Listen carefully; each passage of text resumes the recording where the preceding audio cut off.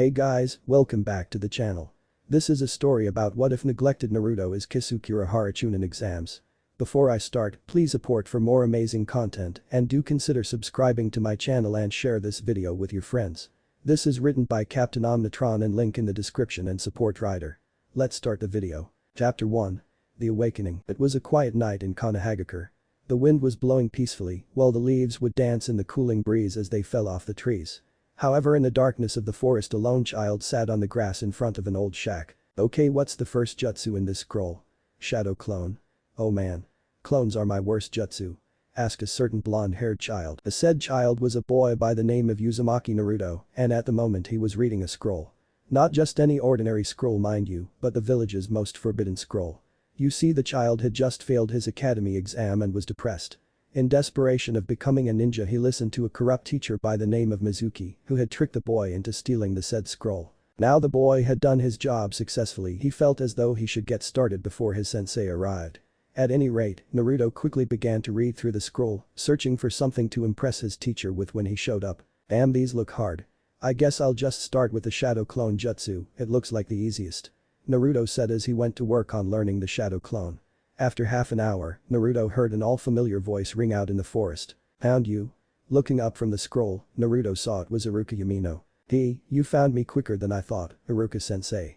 I only had enough time to learn a single jutsu from the scroll, but that's still enough to pass, right? Stated the grinning blonde while he rubbed the back of his head. Pass? What are you talking about, Naruto? Asked a scarred instructor as he looked his student over. He's covered in sweat and he looks exhausted. Could he have really been just training? Thought Iruka. Come on, Iruka-sensei, stop fooling around. I stole the scroll and learned a jutsu, so I get to graduate. Naruto said enthusiastically. Iruka was dumbfounded to say the least. Naruto actually believed that he would graduate. Naruto, who told you that? Iruka asked the excited blonde. Naruto looked at him with a confused expression and replied, Mizuki-sensei. Why? Suddenly Naruto found himself knocked sideways by a tackle from Iruka. Before he could say anything, the blonde noticed the tree he was standing in front of mere seconds ago was now riddled with kunai. He also saw that Iruka was covered in a number of cuts. Shit, I missed. Stated a snide voice from overhead. Looking up Naruto, Mizuki. Turning a now grinning face to Naruto, he said happily, Congratulations Naruto, you passed, now hand over the scroll. Naruto then heard Iruka shout, Naruto, don't. Mizuki tricked you. That scroll contains some of the village's most dangerous and forbidden jutsu. You can't let him take it. Mizuki scowled at Iruka for a moment before a twisted idea sprung up in his evil little mind. Naruto, would you like to know a secret? What kind of secret? Naruto asked, very confused. Mizuki, don't. It's forbidden. Shouted Iruka, understanding what Mizuki was planning. The secret behind why everyone hates and ignores you. The reason you will never be accepted in this village. Stated Mizuki with a twisted grin. Noting he had the whisker-faced boy's complete attention, he began to secretly unsheath one of the giant shuriken from across his back, keeping the movement slow and hidden. You remember the story about how the Kyuubi attacked 16 years ago and was killed by the fourth? At Naruto's nod, Mizuki continued. Well, that was a lie, the fourth couldn't kill the demon, so he imprisoned it inside a newborn infant. Iruka shouted again for Mizuki to stop, but he was ignored. That infant was you. You are the nine-tailed fox. Now die, demon brat. Shouted Mizuki as he let his giant shuriken fly at the boy. Naruto didn't even notice the weapon flying straight at him. His mind was filled with thoughts of confusion and betrayal. Before Naruto could realize he was in danger, he felt a pair of arms wrap around him. It was Iruka, with a giant shuriken in his back. Naruto looked at his teacher, eyes filled with tears and a gaze that was asking why. He's wrong, Naruto. You aren't the Kyuubi. You are the most caring boy I have ever met. You train yourself with all your might and you might screw up at times, but you never give up. Iruka said as Naruto began to really cry. Mizuki was becoming disgusted with this display and said as he slowly walked toward his victims, Ugh. This sentimental downpour is killing me, so I'll be killing you now, Iruka. This caused Naruto to snap his head towards the man and thought, he's gonna kill both of us. And I can't do anything. Naruto. Run. Iruka ordered Naruto as he barely stood before the traitor and the boy. Naruto ran into the forest, not sure where he was going, then suddenly, Naruto felt something appear in his hand. He looked down and saw a simple-looking katana with a red hilt in his hand. You truly wish to live and save your sensei? A voice rang out in Naruto's mind. It sounded fairly gentle and was definitely female. Naruto was unsure of where the voice was coming from, but softly replied, yes. The voice replied, do you wish to be strong and protect those around you? Even if doing so means you may die. Naruto replied in a more forceful voice, yes. The voice then said, "In that case you must learn my name. For yours and your sensei's sake I hope you can hear it. My name is As." Mizuki was slowly closing in, taking pleasure in prolonging his victim's pain. "First you, then the demon," Mizuki said as he reached for his other gigantic shuriken. Suddenly a voice roared, "Scream, Benihim." And a wave of red energy collided with Mizuki, sending him flying into a tree. Mizuki got up and saw Naruto standing in front of Iruka, and in his hand was a sleek medium-sized sword. It had a crimson tassel dangles on the end of the hilt, which had a gentle decorative bend. Instead of a crossguard, a U-shaped decoration covers the first 3 or 4 inches of blade, with a flower petal design right as it meets the string crossguard. It also had a red decorative string wrapped thrice around the hilt, with a 3-loop bow on one side and a folded paper decoration on the other. The blade was straight and slim, though somewhat short, with a single edge along the bottom and a rounded top. The tip ended in a slanted razor-like edge, instead of being tapered to a point. "You come near my sensei like that again, and I'll kill you," Naruto threatened as he stared daggers at the traitor before him. "Yeah right. Let's put that to the test, demon," Mizuki said as he threw his gigantic shuriken at the blonde. Naruto simply stood in place and held up his sword as he said, "Scream, Benihim." And a large shield of red energy appeared and stopped the shuriken dead in its tracks. Naruto yelled again as he swung his sword at the gray-haired traitor. "Razor, Benihim." And a wave of red came from the blade and headed straight for the traitor. Mizuki leaped out of the way, only for the attack to change directions and slice him in half. Iruka was in total shock at Naruto's power, but quickly recovered and said, "Naruto, come here."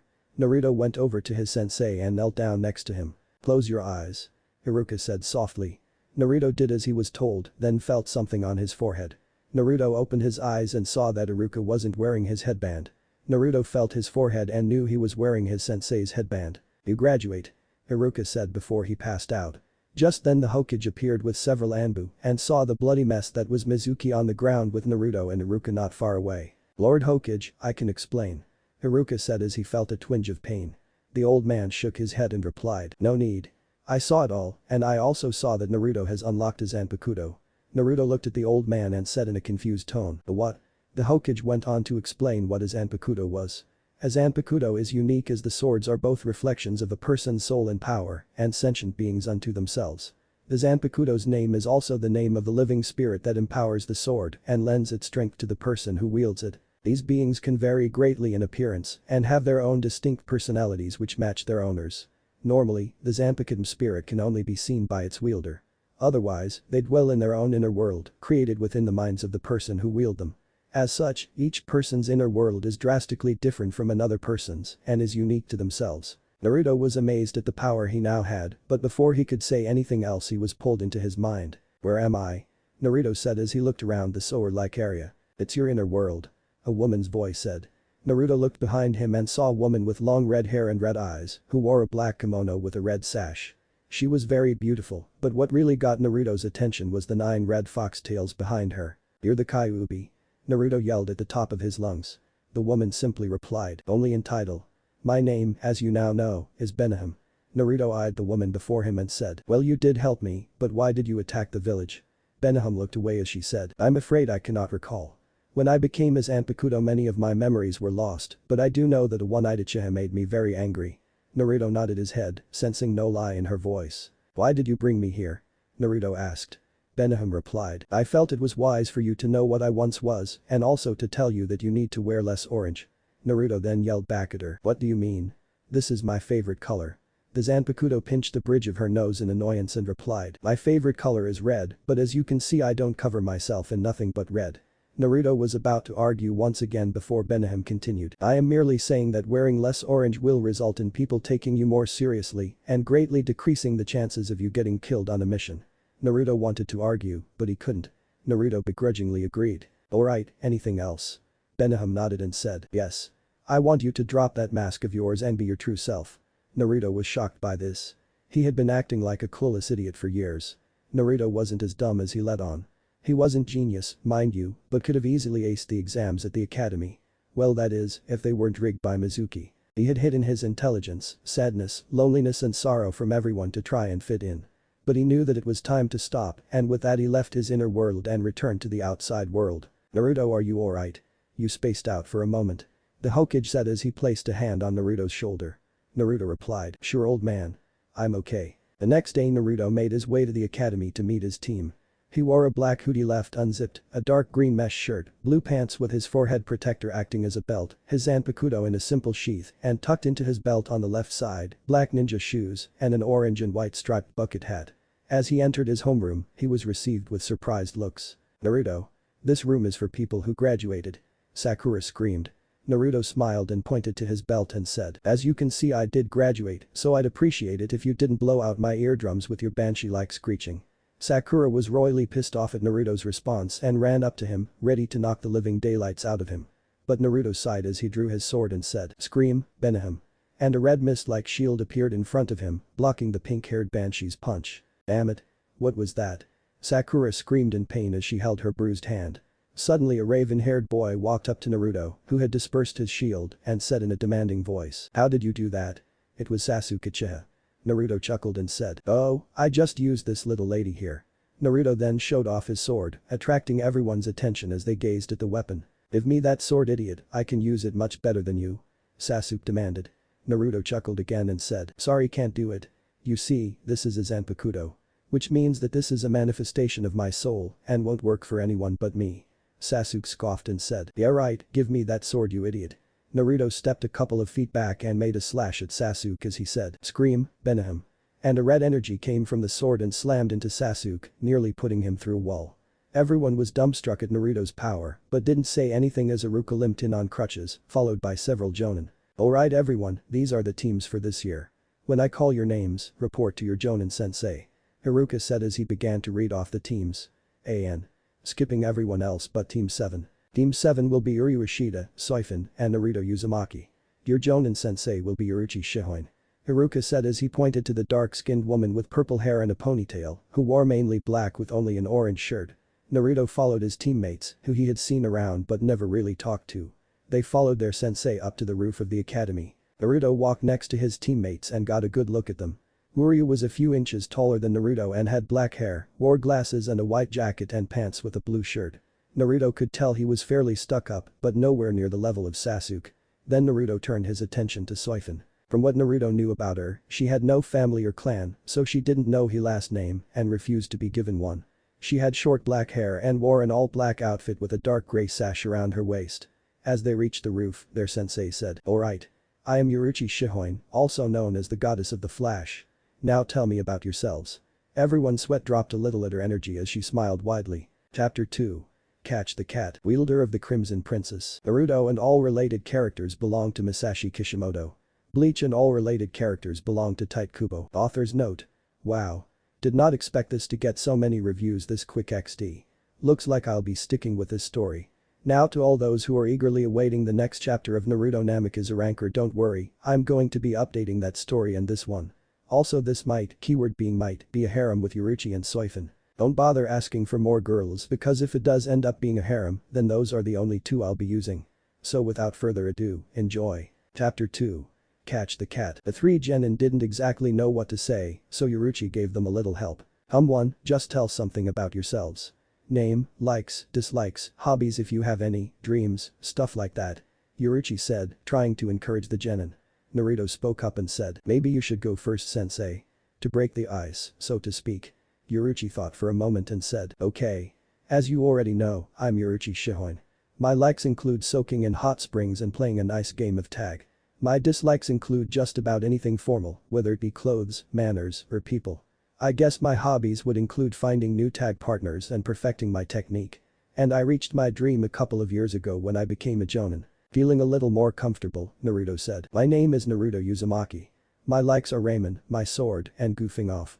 My dislikes are a certain Uchiha, people who take thing way too seriously, and the time it takes ramen to cook. My hobbies are reading, gardening, and training. My dream is to become Hokage." Everyone was a little surprised by Naruto's introduction. While they had never really talked to Naruto, it was well known that he was a hyperactive loudmouth idiot, so it was a little unexpected that he was this relaxed. It was Uryu's turn next. "My name is Uryu Ishida. My likes are peace and quiet. My dislikes are buttons and the word haphazard. My hobbies are archery, reading, sewing, and studying my clan's techniques. My dream is to bring the Ishida clan back into prominence." Everyone could tell he was trying to act cool, but chose not to mention the sewing part of his introduction. Next was Soifin. "My name is Soifin. My likes are cats and training. My dislikes are meat and idiot slackers. I don't really have any hobbies. My dream is to become the best kunoichi I can be. Yoruichi felt that Soifin could stand to open up more, but she would work on that, provided the team passes her test. Alright, now that the introductions are over we can get down to business. The golden-eyed Jonin said to her would-be team. And what business would that be, sensei? Naruto asked curiously. Yoruichi smiled widely and replied, just call me Yoruichi, and it's just a little test to see if you really become genin. The future genin couldn't hide their shock. They were under the impression that they already were genin. Oh, you thought you had already passed. That genin exam was just to see who has the potential to be genin. The jonin assigned to the team gives the real test, which has a 66% chance of failure. Naruto, Uryu, and Soifin took a moment to process the information. Yoruichi then said, meet me at training ground 13 in the morning at 7 o'clock since I haven't really prepared a test. Yoruichi said as she did something that none of the three genin would ever forget. In a puff of smoke, their sensei turned into a black cat. See you later. The cat said and hopped off the roof. She turned into a cat. Naruto deadpanned as the other two nodded their heads, too dumbstruck to speak. After getting over the shock of finding out their sensei was a work cat, Naruto offered to buy his teammates lunch and they accepted, much to Naruto's delight. Now when Ryu and Soifin had agreed to lunch with Naruto, they knew Naruto would take them for ramen, based on what they learned from his introduction, but they didn't know Naruto's definition of treating someone was giving them coupons and expecting them to pay for their own meal. At any rate, they enjoyed their food and got a feel for each other's personalities. Naruto was the funny one, Uryu was the serious one, and Soifin was the quite serious one. After finishing their meal, Naruto said, well, I'll see you guys in the morning. Naruto said as he walked back to his apartment. On their way, however, he sensed the presence of a certain Uchiha. Naruto stopped walking and said, come on out, Sasuke, I know you're following me. The Uchiha then jumped in front of Naruto, a hatred burning in his eyes. Fight me? Sasuke practically barked. Naruto gave him a confused look and replied, why would I do that? Sasuke growled and said, I need to prove I'm stronger than you, so fight me. Naruto laughed a little and replied, sorry, but I have better things to do than feed your ego.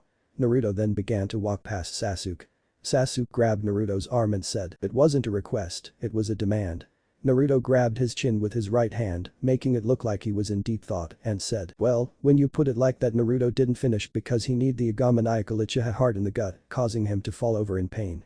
Naruto then continued on his way, but Sasuke wasn't done. The Uchiha recovered from the blow and ran up behind Naruto, ready to knock his lights out. Naruto sighed and drew Benihim and made a slash at Sasuke as he said, binding, Benihim.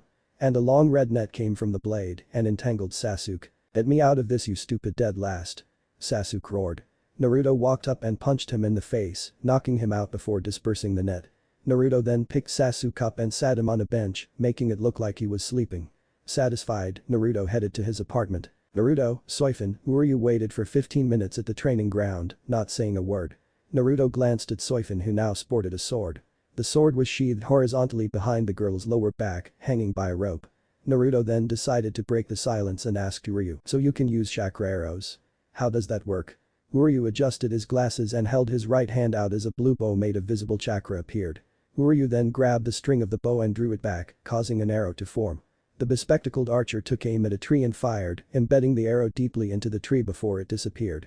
Naruto whistled and said, now that sure as hell beats out of any bloodline I've seen.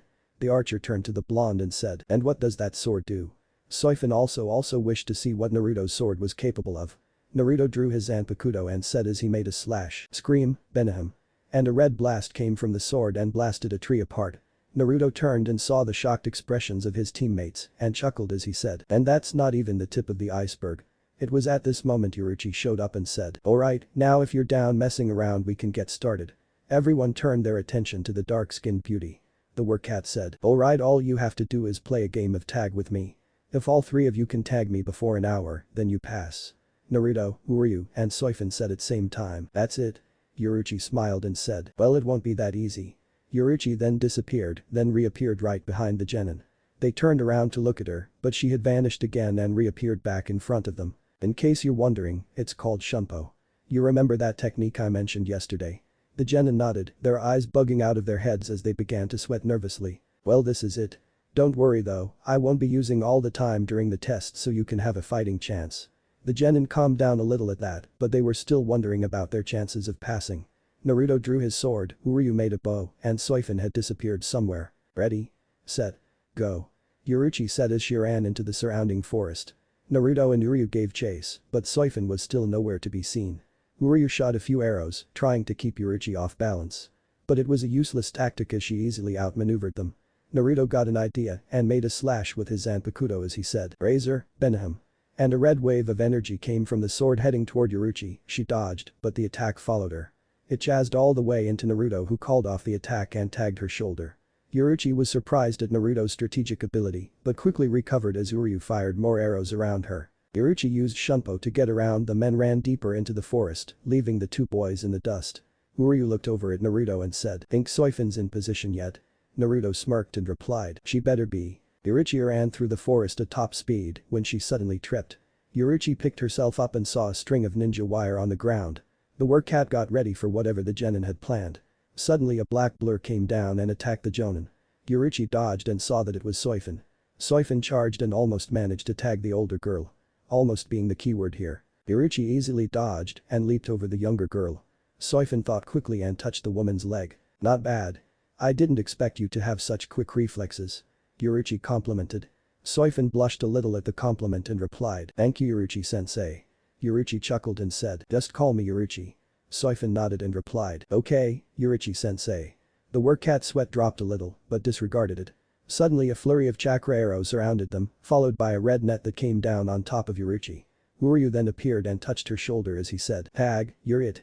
The workat smiled and said, "Not bad. You all pass."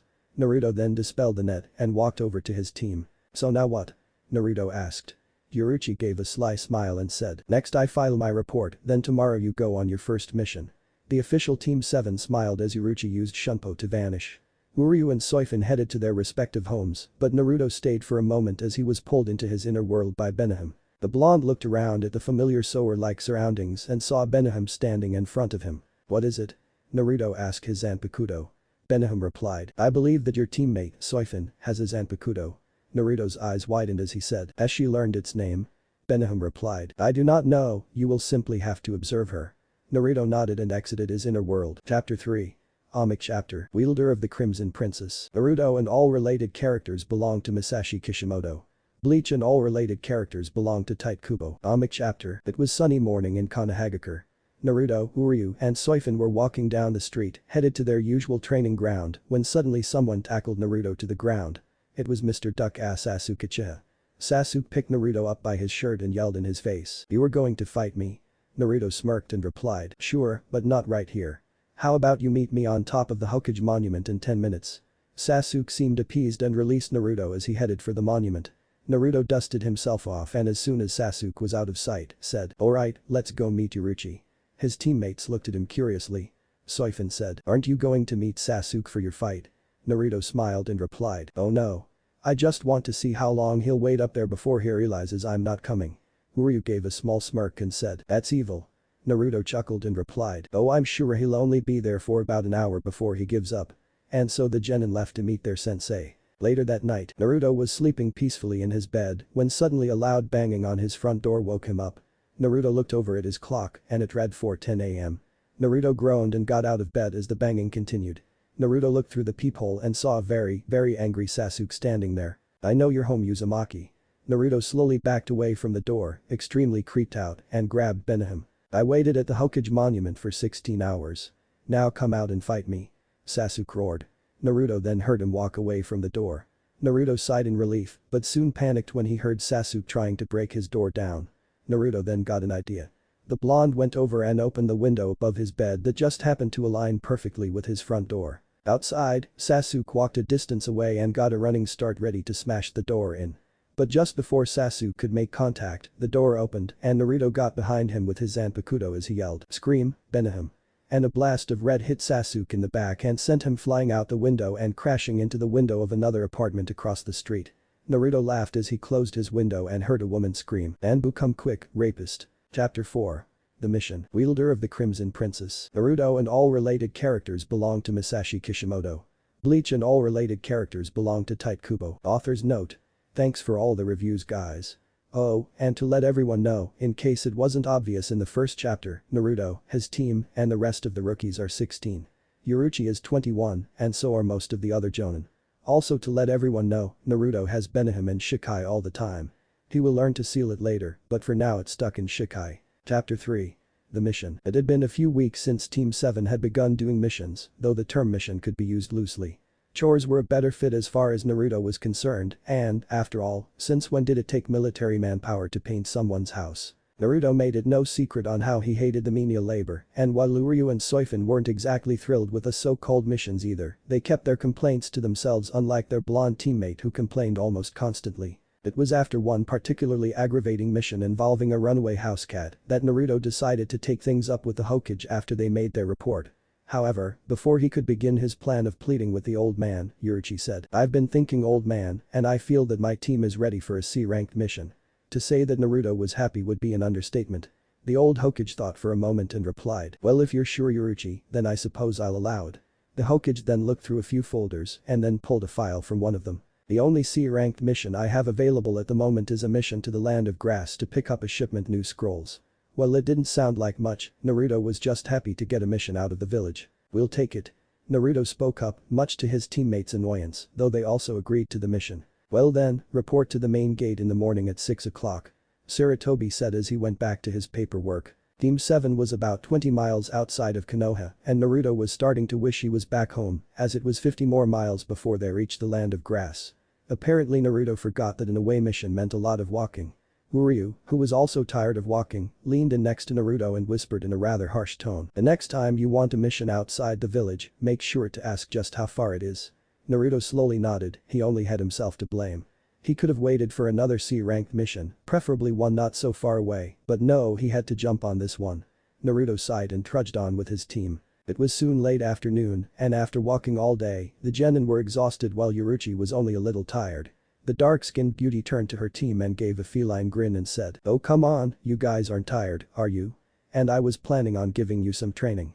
The genin groaned, so the work cat decided to give them a little mercy. "It's still another 45 miles before we get there and we're losing light, so let's set up camp." Naruto, Uryu, and Soifin gave a sigh of relief as they went into a clearing in the surrounding forest and unloaded their backpacks. After collecting firewood and laying out their sleeping bags, Team 7 took the chance to relax and rest their aching feet. It was later that night and Naruto, Soifin, and Uryu were sleeping peacefully. But Urachi was wide awake. She felt something in the air, like something was going to happen that night. It wasn't long before the sound of a shuriken came whizzing through the night air. Urachi dodged and woke her team. The genin quickly got to their feet and got in a defensive position. Suddenly more shuriken came from the woods. The leaf ninja dodged them as their attackers stepped into the pale moonlight of the clearing. They were sound ninja, 8 to be precise. Well. Looks like we got some leaf ninja out by their lonesome. Let's capture them, they could be worth something. The leader of the sound ninja said as he charged forward.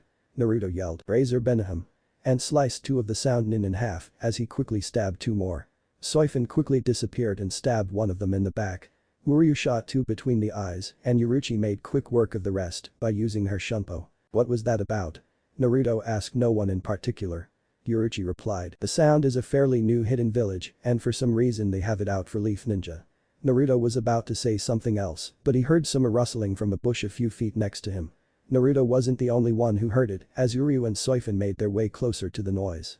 Uryu made a chakra bow, Soifin drew her sword, and Naruto got ready with Benaham. Urachi heard the rustling as well, but knew that she could jump in quick if it was an enemy.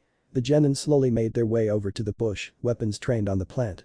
As they got close a streak of pink plopped out and they pointed their weapons at it, only to be rather embarrassed when they say that it was a little girl that looked to be around 6. She had pink hair that reminded Naruto of Sakura and wore dirty and worn out cloths and had her hand tied behind her back by a thick rope.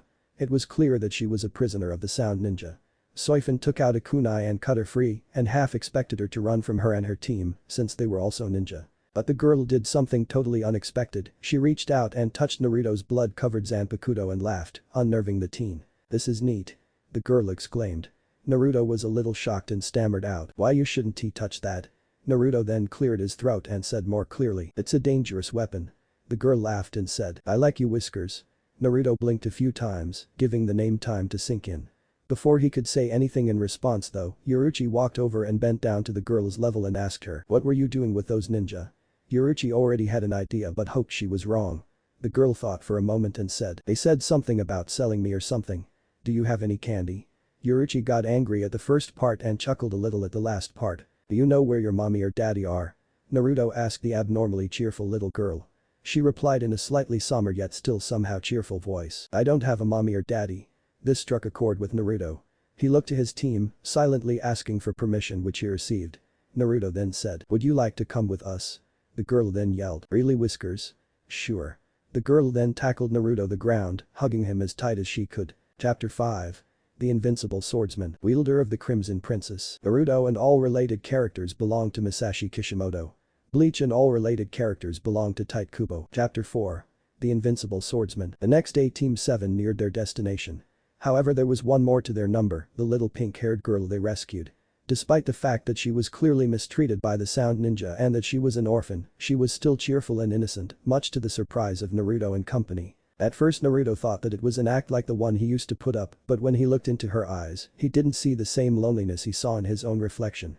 No, this little girl was different. Naruto was walking a ways behind his team because he barely got any sleep the previous night since his new little friend insisted on sleeping on top of him and kept tossing and turning all over him, making sleep almost impossible.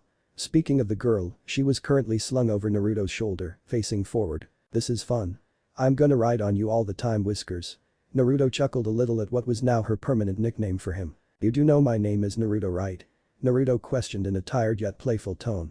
The girl giggled and replied, I know, but Whiskers sounds better. All this talk of names suddenly made Naruto realize that he forgot to ask the little pink-head her name. He was slightly embarrassed since he had known her for about 6 hours, not including the time she was asleep, and didn't think to ask for her name. Hey, I just realized that you never told us your name. Naruto said to his passenger.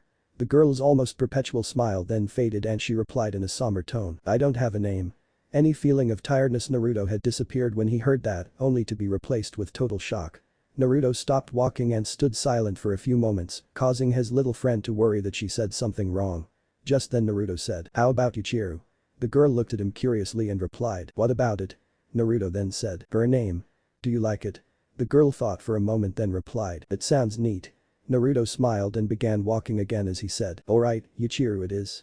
The newly dubbed Yuichiro giggled and said, hey Whiskers, how do you think of a name so fast? Naruto shrugged, careful not to disturb Yuichiro, and said, I read it in a book once. Yuichiro blinked a couple of times before replying, what's a book? Naruto's sweat dropped a little at that. Naruto made a mental note to take Yuichiro to a library when they got back to Konoha. Team 7 reached the land of grass and headed for the store they were supposed to pick up the scrolls from. They found the store with little trouble and entered. Yuruchi walked up to the counter that was being run by an elderly woman. Hello there, we're here to pick up some scroll for Konohagakure. The old woman looked through her register book and replied, oh yes, here we are. I'm sorry to say that we've been a little backed up, so it may take a while to find your order. At this Uryu spoke up and asked, how much is a while? The old woman chuckled and replied, oh about 30 or 40 minutes at the most. The woman then closed her book, then walked over to the door that led to a back room and opened it as she called out, Momo. Toshiro1. I need you to find the Konoha order. A young female voice called back and saying, okay granny. Naruto was looking around the store when his hat was suddenly yanked down over his eyes. Naruto readjusted his hat as he heard Yuichiro laughing. Naruto looked at her out of the corner of his eye as she said, I'm bored, let's go get some candy. Naruto sighed as turned to his team and said, I'm going to get Yuichiro some candy, I'll be right back. Yuruchi nodded and said, alright just don't go too far, because as soon as we get the scrolls we're headed out. Oh, and don't give her too much sugar. Naruto nodded as he turned to head for the door. Yuichiro turned herself around on Naruto's shoulder and waved as she said, bye Four Eyes. Bye Pigtails. Bye Kitty2. Naruto's team blinked in surprise at their new nicknames as Naruto walked out the door. Naruto walked around the town, looking for the nearest candy shop. However, being in a strange town and not having any idea where anything was made it harder. Also Yuichiro was no help as she kept telling him where to go and, against his better judgment, Naruto listened to her. Pretty soon they were in a bad part of the town and Naruto realized that they were lost. As they walked, Naruto came across a fairly large man with an eye patch that was sitting on a barrel in front of a bar. Naruto decided to ask for directions, albeit begrudgingly as the guy was kind of scary looking. Naruto swallowed down his apprehensions and asked the man, excuse me, but could you give me some directions? I'm not from here and I'm a little lost. The man turned his attention to Naruto and was about to say something, but he noticed Naruto's sword and paused as a large smile formed on his face. That's a nice looking sword kid. Naruto instinctually placed his hand on the hilt of his zanpakuto as he said, thanks. Now about those directions. The man got up and Naruto then noticed the long sword strapped to his hip. How about you and me go at it for a while? After all, what kind of swordsman refuses a fight? The man said as he walked closer to Naruto. That sounds fun. Yuichiro spoke up, causing Naruto to panic. The man who was towering over the blonde then said, I'll take that as a yes. The man then drew his sword and made a slash at Naruto. Naruto dodged and took off running. Come back here and fight me. The man roared as he chased after the blonde. Chapter 6. Fight your right to party. I mean live. Wielder of the Crimson Princess. Naruto and all related characters belong to Masashi Kishimoto. Bleach and all related characters belong to Tite Kubo. Chapter 5. Fight your right to party. I mean live. Naruto ran down the streets, with Yuichiro laughing on his shoulder and the crazed swordsman chasing after him. Naruto ran into a wide alleyway, but unfortunately for him it was a dead end. Naruto turned around and saw the man stop in front of him, the crazed smile still on his face. The man pointed his battered and chipped sword at Naruto and said, time for some fun. Naruto quickly grabbed Yuichiro from his shoulder and sat her down on the ground as he said, Yuichiro, find somewhere safe and stay there, this won't take long. Yuichiro pouted and replied, but I want to watch. Naruto snapped back, just do what I said. Yuichiro looked a little scared by Naruto's outburst, so Naruto bent down to ear level and gently said, look, just go over there and I'll deal with this, okay? Yuichiro nodded and jumped up on top of a dumpster to watch the fight. The giant of a man that had been chasing them said, well, now that that's settled, let's get to fighting. The lunatic then lunged at Naruto, ready to strike with his sword. Despite his large size, the man was extremely fast and closed the distance between them quickly. Seeing this, Naruto quickly shouted, scream, Benihim. And his sword generated a red mist-like shield which blocked the attack. Naruto smirked confidently, at least until he saw that the larger man's sword was poking inside his shield with the tip of the blade just a few inches from his face. To say that Naruto was surprised would be an understatement. No one had ever broken through his shield. Not even Uryu's chakra arrows could puncture it. Naruto was shaken from his thoughts as the man removed his blade from the shield and began to strike again. Naruto though quickly and shouted, shred, Benihim. And several shots of crimson energy shot out of the shield, whistling like rockets as they exploded against the monster of a man and pushed him back down the alley. Naruto smiled as the man was barely standing up. Yeah. Way to go, Whiskers. Yuichiro cheered. Naruto smirked and said in a confident tone, fight's over. The man slowly got up and replied, what are you talking about? Things are just getting fun. The eye-patched madman charged again. Naruto was shocked that the man could even walk, let alone run after that attack. Naruto quickly held up his sword and began to dodge and parry the many slashed and stabs the monster of a man sent his way. Naruto made a stab, but the man quickly grabbed the tip of his sword and lifted him off the ground as he tried to stab Naruto.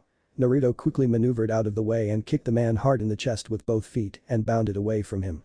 The man laughed a deep crazed laugh and said, not bad, kid. What's your name? Naruto breathlessly replied, Naruto Uzumaki. The man nodded and replied, Kenpachi Zaraki. Kenpachi then charged once again, ready for another barrage of slashes and stabs. Naruto made a quick slash and yelled, scream Benihim. And sent a red blast of energy at Kenpachi which sent him flying backward. Naruto was extremely tired from walking all day, so he hoped that attack was enough to end this fight. Naruto's hopes were soon dashed as Kenpachi got up yet again. Naruto felt like yelling at the top of his lungs every curse word he had ever heard, but didn't as there was a child present. Kenpachi started laughing yet again and said, since you're going all out, why don't I? Naruto's heart almost shot out of his chest when he heard that. He was holding back.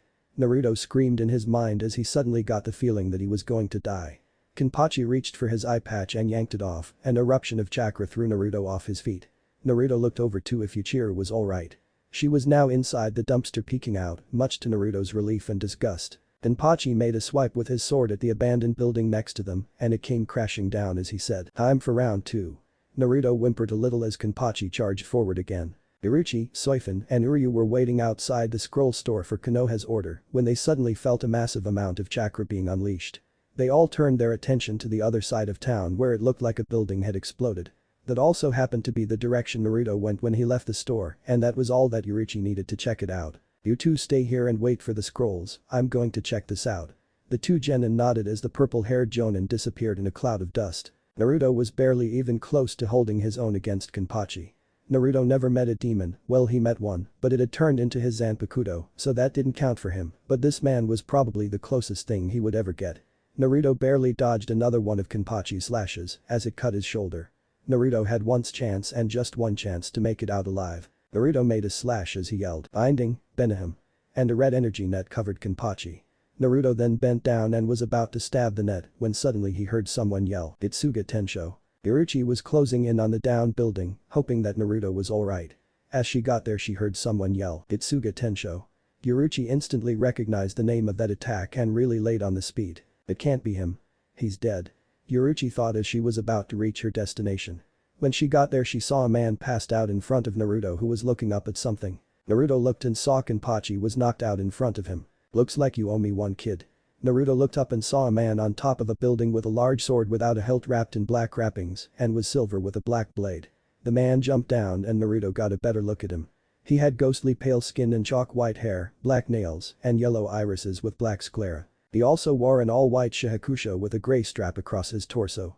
At this moment Yuruchi came up next to Naruto, looked him over to make sure he wasn't too hurt before she turned her attention back to Naruto's apparent savior. My, Yuruchi Shihoin.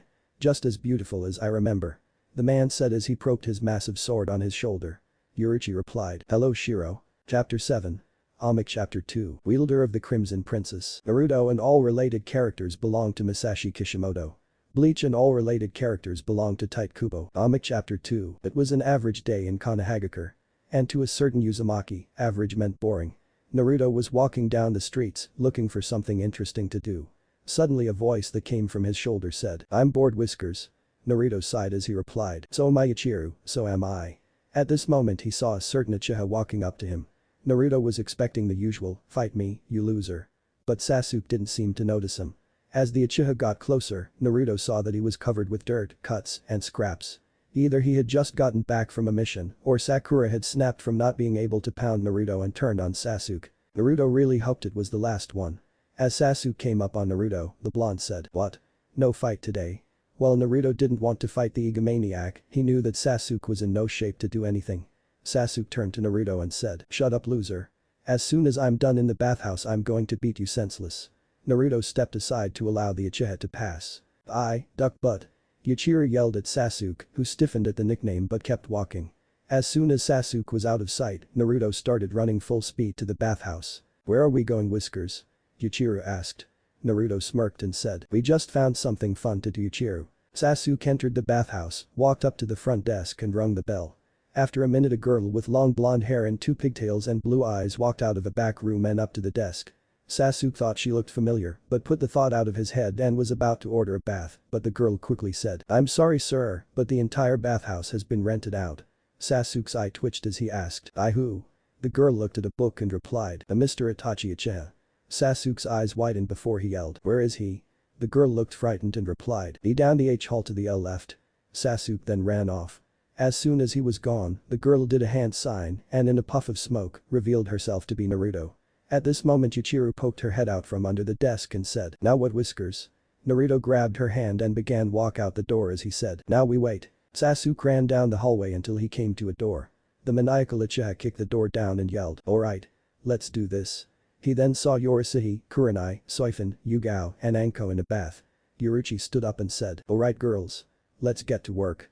The woman nodded and tackled the Uchiha as they began to pound him into the floor. As Naruto and Yuichiro stood outside the street, they heard the horrific and pain screams of one Sasuke Uchiha.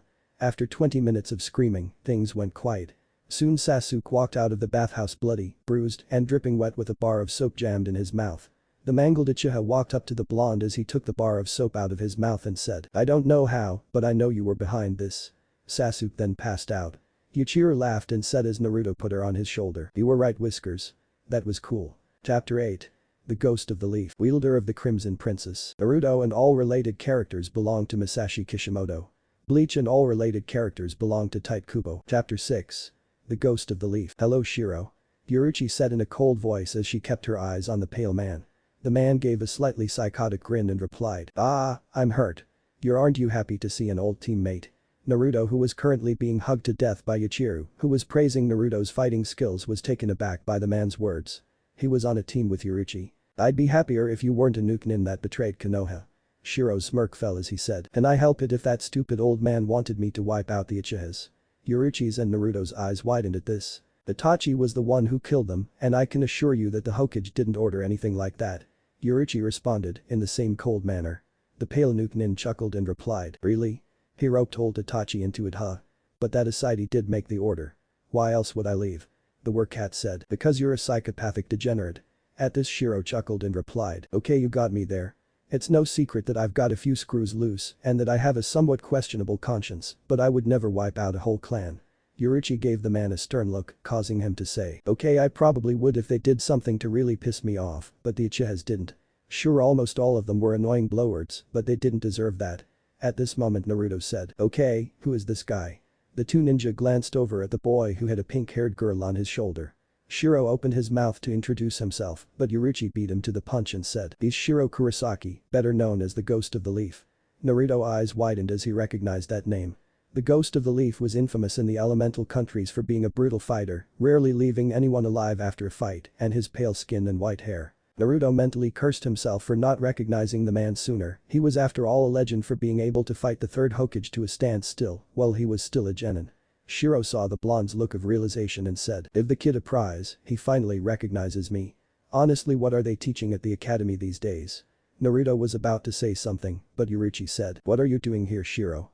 The pale man rubbed his chin in faux thought before saying, well, I just happened to be passing through town, looking for something fun to do. Shiro stopped when he saw the look on the Kunoichi's face darken when he said fun. She knew all too well that Shiro's idea of fun usually involved a lot of property damage and explosions. Shiro cleared his throat as he continued. Anyway, while I was walking around I came across the kid fighting Pachi over there and decided to watch. Naruto looked incredulously at the albino swordsman for a few moments before shouted, you mean you could have stopped him at any time? Shiro shrugged and replied, yeah, but it looked like you were holding your own. Naruto then shouted again, I almost died. Shiro laughed and replied, I said it looked like you were holding your own. I could tell that you were gonna give a one-way trip to the afterlife near the end, so I stepped in. Shiro then sheathed the massive sword he was propping on his shoulder behind his back as black cloth began wrap around it until it was covered. Well, it's been fun seeing you again, Yoruichi, but I gotta get going. Shiro said as he turned his back to the Konoha ninja and began to walk off. Suddenly a kunai whizzed past his head, cutting a little of his chalk white hair. You know I can't just let you walk away, Shiro. Yoruichi said as she reached for another kunai. The pale man chuckled and said, as a word of friendly advice to an old teammate. You really don't want to do this. The dark-skinned Kunoichi replied, it doesn't matter if I want to, it's my duty. Shiro unsheathed his sword, the black cloth unwrapping, until it was a 6-foot-long strip dangling off the end of the butt of the tang. Just so I know before we start, there's nothing that'll change your mind. Yoruichi shook her head before saying, you going soft? Shiro gave a psychotic grin as he said, not on your life. Just want to make sure you know what you're doing, because old teammate or not, you know how I fight, and it won't end well for you. Yoruichi then said, don't be so cocky, Shiro, I'm a jonin now and you were still a fresh chunin when you left. The man chuckled darkly and said, what, you think I haven't trained at all in the time I've been gone? Yoruichi raised an eyebrow as she said, so I take it you have some new tricks. Shiro laughed in a crazed tone and replied, yeah, but I'll wait before busting them out. That is if you can survive until then. Yoruichi gripped her kunai tight and used Shunpo to attack, followed by Shiro doing the same. Naruto's eyes went wide as he saw that Shiro knew how to use his sensei's special technique. As the two combatants fought, Shiro said, bet you regret teaching me Shunpo right now, don't you? Yoruichi scowled and replied, I didn't teach you. You figured it out by spying on me. Shiro responded, in my defense, I only spied on you in the hopes of seeing you naked. This earned him a kick to the stomach. Shiro leaped away and said breathlessly, personally I expected it in the nuts for that one. Yoruichi smirked and replied, you moved. The two then began their fight anew. Uryu and Soifin had already picked up the order, and Yoruichi was still not back with Naruto and Yuichiro. Looks like we need to find Yoruichi-sensei now. Soifin said.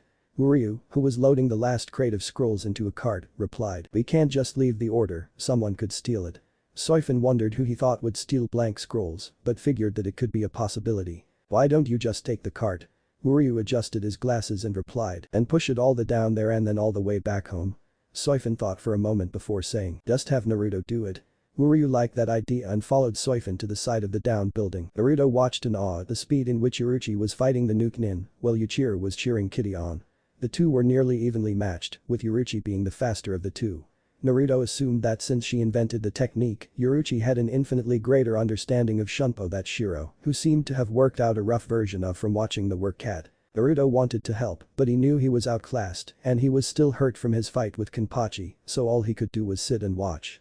The Ghost of the Leaf fought like a madman, giving little thought to his own safety as he tried to overpower Yoruichi, who kicked him hard in the chest which sent him flying back into a wall. At this moment, Shiro took hold of the long strip of black cloth that was hanging off his sword and began to swing the massive cleaver-like blade like a flail and began to attack Yuruchi from a distance, but the purple-haired jonin dodged the attacks like they were nothing. "Thought you said you had some new tricks, Shiro. I've seen all this before," Yuruchi said as she kept dodging. Shiro then pulled his sword back to himself and pointed it toward his old teammate as the black cloth that hung off the end of his sword began to wrap around his arm as he said, "You want to see something new? Fine." Shiro then shouted, "Bankai," and a blinding flash of light erupted, engulfing everyone in the alley. The light died down, then disappeared, and the sound of crazed laughter echoed throughout the alley. Naruto, Yuichiro, and Yaoichi looked at Shiro and saw that he now wore a long white coat that was tattered at the bottom with black lining. His sword had also changed from a giant cleaver to an all-white katana that had a crossguard in the shape of a manji symbol and a small chain with a broken link on the end of the hilt. Shiro grabbed the small chain with his left hand and began to twirl the sword rapidly before throwing it in the air and catching it with his right hand. He then disappeared and reappeared behind Yuruchi. The Wercat was shocked at his speed. He was even faster than when she used Shunpo. Suddenly Yuruchi felt a sharp pain in her shoulder. She looked and saw a deep cut as Shiro said in a low whisper, "Tensa Zanjetsu." He then vanished, then reappeared in front of the jonin and said, "Ready for round 2. Chapter 9. Memories of Friends Past. Wielder of the Crimson Princess. Naruto and all related characters belong to Masashi Kishimoto. Bleach and all related characters belong to Tite Kubo. Chapter 7. Memories of Friends Past. Yuruchi was now fighting an uphill battle against Shiro, who had become faster and stronger since activating his Bankai. Yuruchi had no idea what this Bankai was, but she didn't have time to question it. Naruto on the other hand knew exactly what it was. In his training with Benihim in his inner world, Naruto learned the release states for his Zanpakuto, the first being the sealed state, the second being Shikai, and the third being Bankai. Benihim told Naruto that Bankai was the most powerful state of his Zanpakuto and usually took years of intense training in order to achieve it. All this meant one thing, Shiro Kurosaki had his Zanpakuto. "I need to help Yuruchi, she doesn't stand a chance alone," Naruto thought as he tried to move, but his body was still exhausted and he had to keep his shoulder wound from bleeding too heavily. "You know Shiro? I heard you died a year ago, something about how you got into a fight with Orochimaru," Yuruchi said as she was barely dodging the pale madman's sword swipes. At this Shiro growled and replied, "Oh, that sore loser just told everyone that because he didn't want to admit I nearly finished him off." Yuruchi was shocked for a split second but remembered that Shiro was capable of giving Sarutobi a run for his money when they were on a team and he challenged the old man to a fight. In spite of the dire situation she was in, Yuruchi found herself thinking back to when Shiro began to change into what he was now. Flashback 10 years ago, it was a cloudy and windy day in Konoha as a young dark-skinned girl with short purple hair and yellow cat-like eyes made her way to her home. Her name was Yuruchi Shihoin and she was having a very bad day. Not only was she humiliated after by that idiot Jinichimaru who kept calling her kitty litter, but she had to deal with the fact that her so-called best friend had practically abandoned her to do something or other with his family when this was going on. Yuruchi sighed and opened her apartment door and walked inside. Her parents had died 4 years ago so she lived alone, but she had inherited enough money to live comfortably and pay for the required items she needed at the Ninja Academy. Yuruchi plopped down on the couch and sighed rather loudly in frustration. She had thought about hanging out with her other friend, one Byakuya Kichiki, but he was busy with his grandfather, learning the ropes to become the next head of the Kichiki clan. She thought of training by herself, but she just wasn't in the mood. Eventually she decided to take a nap as she didn't really feel like doing anything else. Soon she drifted off to a not-so-peaceful slumber, however after about 40 minutes a knocking at her door awoke her.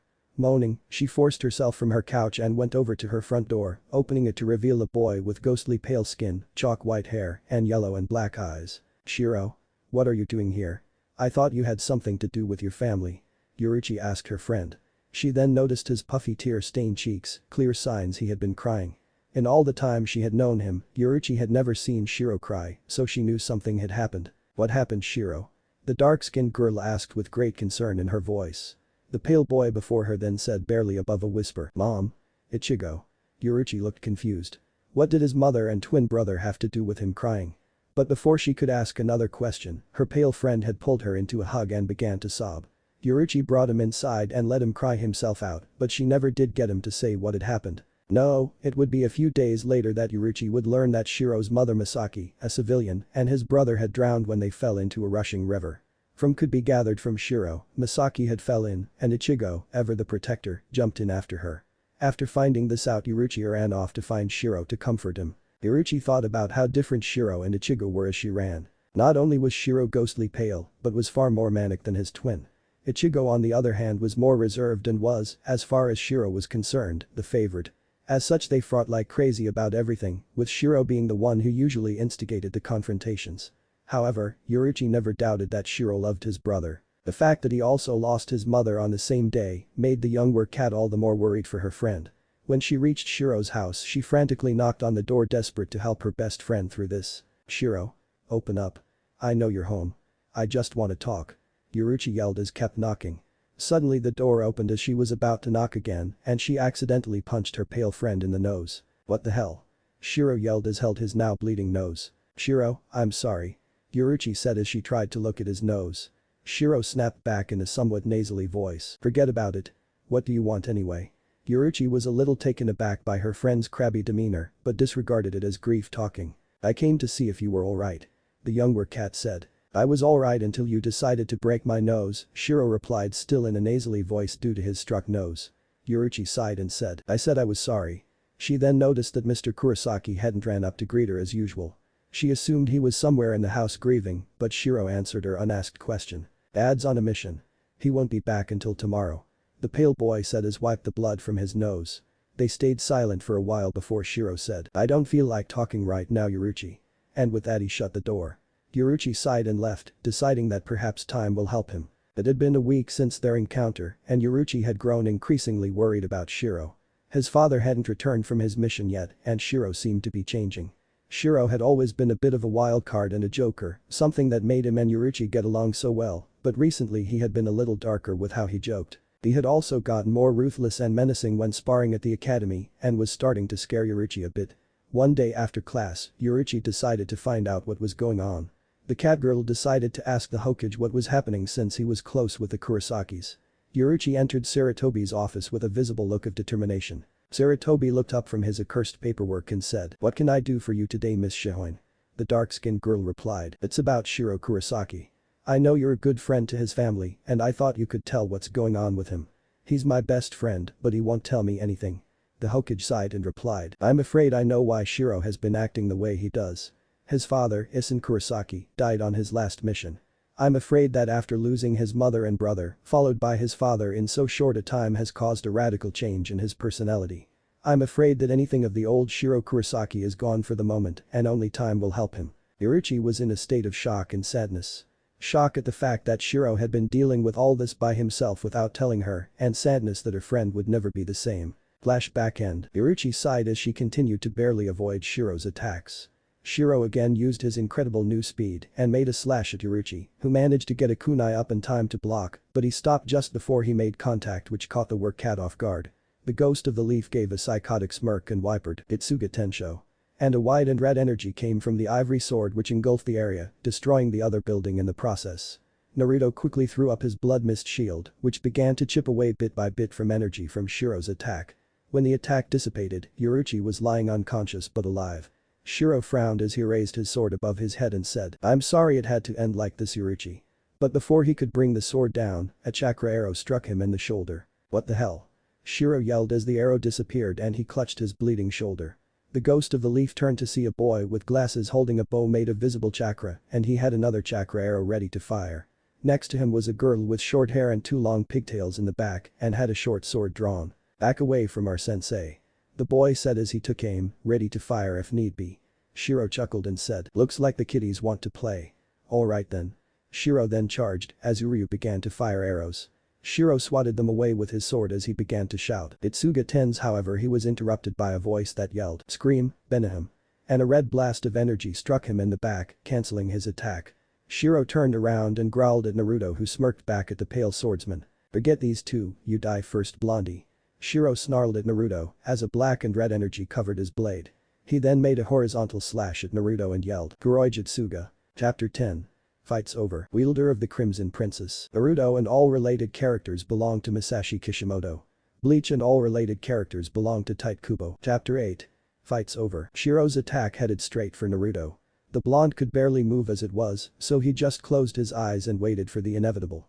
But after a minute he didn't feel anything, so he slowly opened his eyes and saw Yuichiro standing in front of him with a pink chakra surrounding her. It usually took a ninja years before their chakra became visible, so seeing a little girl do it was downright amazing. Leave Whiskers alone, Yuichiro yelled angrily as the chakra took the form of an angry cat face. Naruto also noticed a small sword in Yuichiro's hand with a pink hilt with a guard shaped like a 5-petaled flower. Yuichiro suddenly disappeared, then reappeared in front of the albino madman and stabbed him in the gut with her new sword. Shiro fell over holding his stomach, he red blood staining his all-white attire. Slowly the pale madman got up, trying to hold in his blood with his hand, and glared at Yuichiro. You think I'm not above killing a little girl? Think again. Shiro yelled as he swung his blade up over his head, ready to bring it down on the 6-year-old. Suddenly Shiro felt a sharp pain in several spots on his back, followed by a sting running across his neck. The pain in his back was due to several chakra arrows deeply embedded in his back, and the sting on his neck was due to Soifin, who had just slit his throat with her sword. Shiro grasped his throat in and began wheezing. At this point Yuruchi came to, just in time to see Shiro fall to the ground dead. The work cat looked down at the body, tears forming for her old friend, as she whispered, "I'm sorry, Shiro." Yuruchi wiped the tears that threatened to fall, then looked over at Naruto, who was currently being glumped by Yuichiro. Yuruchi walked over to him and looked him over to make sure his injuries weren't serious. They weren't, though he seemed to have a broken leg and a sprained ankle. "Well, it looks like you won't be walking for a while," Yuruchi said as she picked the blonde up bridal style, along with Yuichiro who refused to let Naruto go, much to his embarrassment. Yuruchi plopped him in the cart full of scrolls and said, "Looks like you're going to get a free ride back to Konoha, enjoy it because it's the last time it's going to happen." The work cat then took one of the scrolls from the cart and sealed Shiro's body into it. Yuruchi gave a heavy sigh of grief, but then turned to her team and smiled like she normally did as she said, "Let's get going. Uryu, you're pulling the cart." The archer slowly turned to glare at Naruto, his glasses fogging up from his anger. Uryu walked up close to Naruto and whispered in his ear, "I'm going to pull this already heavy cart with you in it. This means it's even heavier now. And I'll have to do it all the way back to Konohagakure. I will get you for this." Naruto stiffened a little as he laughed nervously, causing Yuichiro to ask, "What's wrong, Whiskers?" Naruto just patted her head as he stared into space and replied, "Nothing right now. Might be some problems later, but we'll cross that bridge when we come to it." Suddenly, Naruto heard a voice grumbling something about being sucker punched. Naruto turned and saw Kenpachi Zaraki slowly getting up. "Run. Go now if you want to live." Naruto yelled, startling everyone who just stared at him like he was crazy. "Just do it." Naruto yelled as they finally decided to do what he asked, though not sure why. And with that, Team 7 headed home. Team 7 entered the Hokage's office, with Naruto limping on a crutch and his left arm in a sling. "The mission was a success, Lord Hokage, and we have the body of Shiro Kurosaki," Yuruchi said in a stiff manner. The old Kage sighed as he said, "Oh, Shiro." Yuruchi handed over the scroll, as Hiruzen called for an Anbu to take it. The Hokage then noticed the little girl dangling on Naruto's shoulder. "Who's this?" Hiruzen asked. "This is Yuichiro. She's an orphan we found when we were attacked by some ninja from Atagakure. She's become quite attached with Naruto," Yuruchi said as Hiruzen chuckled at the little girl. "I'll notify the orphanage to prepare a bed for her and get her some new clothes." The Hokage said as he took out a form and began to fill it, but Naruto suddenly said, "Actually, I'd like to adopt her." This caused everyone to nearly fall over when this came from Naruto's mouth. "Are you sure, Naruto? Raising a child is a huge responsibility and you're pretty young yourself," the Hokage said, trying to reason with the blonde. "I know, but I can tell you right now that she won't go without a fight. Right, Yuichiro?" Naruto said as he looked at Yuichiro, who replied, "Nope." Hiruzen chuckled as he put the form he was filling out and pulled out a different one. "You always accomplish what you set your mind to, Naruto, so this shouldn't be any different," Hiruzen said as he handed the form to Naruto. "Just fill this out and you'll have yourself a daughter," the old Kage said. Naruto immediately filled it out and handed the form back to the old man, who gave his signature and said, "Well, welcome to Konohagakure, Yuichiro Uzumaki," Hiruzen said as Yuichiro giggled. The little pincat then went silent as she looked at Naruto and said, "Does that mean you're my daddy now, Whiskers?" Naruto smiled and replied, "Believe it." Yuichiro then began to squeeze Naruto's neck, cutting off his oxygen flow. "Yuichiro. Can't. Breath," Naruto said as he managed to pry the little girl's arms away from his throat. "Sorry, Whisker Daddy." Chapter 11. Omnitron Chapter 3. Wielder of the Crimson Princess. Naruto and all related characters belong to Masashi Kishimoto. Bleach and all related characters belong to Tite Kubo. Omnitron Chapter 3. It was a sunny day as Naruto Uzumaki relaxed in the park, his orange and white bucket hat over his face, as his daughter Yuichiro played with the other kids. However, Naruto soon felt the sun's warmth being blocked by something too big to be Yuichiro looming over him. Suddenly he felt the front of his shirt being grabbed and he was pulled off the ground. Naruto opened his eyes and saw none other than Sasuke Uchiha, Sharingan blazing, scowling at him. "Well, what can I do for you, Sasuke?" Naruto said in a good-natured tone with a smile, though he was actually highly aggravated at having his leisure time interrupted. You've been avoiding me for weeks. The Uchiha all but barked out. Naruto put up a false thoughtful expression as he said, no, I don't think I have. Sasuke growled and threw Naruto on the ground and said, you will fight me. The Uchiha then heard the sound of Yuichiro laughing and looked over at her on the swings. A dark smirk formed on his face as he said, you fight me, or I'll just have to rough up that little brat of yours until you do. Suddenly Sasuke felt Naruto's fist slam into his face and he fell to the ground hard. He spat out a tooth as he looked up and saw a rage burning in Naruto's eyes that frightened him. I'll fight you. Meet me training ground 7 in an hour. Naruto said coldly as he bent down and picked up his hat. How do I know you'll show? Sasuke said as he got up. Naruto put on his hat as he walked past the Uchiha and said, trust me, I don't want to miss the look on your face when you lose. Sasuke merely scoffed as Naruto picked up Yuichiro and left the park. Sasuke walked around the training ground searching for Naruto, his new katana at the ready. You better show yourself. I've waited for this for a long time. Sasuke yelled out as he continued his search.